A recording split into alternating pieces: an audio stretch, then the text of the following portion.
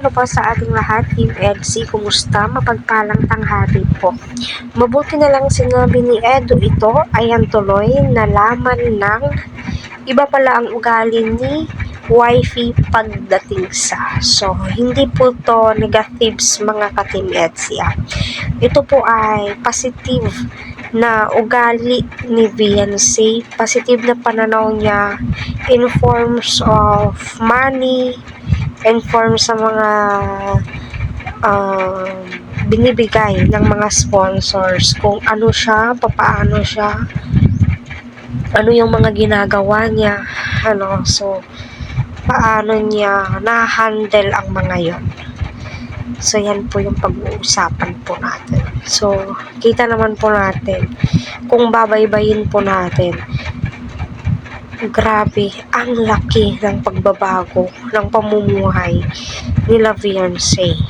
Yung dating halos walang makain, nanginginhas sila, kumukuha ng mga shells sa tabing dagat, nakikilabata. Ngayon, kita nyo naman po.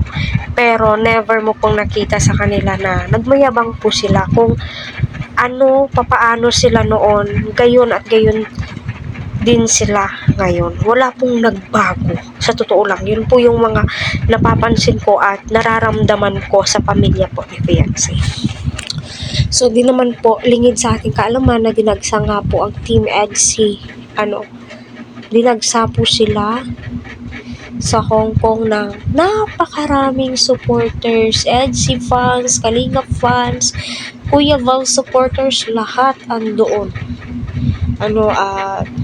Kanya-kanya po nagbibigay ng dolyares, ang pera ng Hong Kong, nagbibigay ng ampaw, so saan nga ba nilagay ni Beyonce yung mga pera ngayon?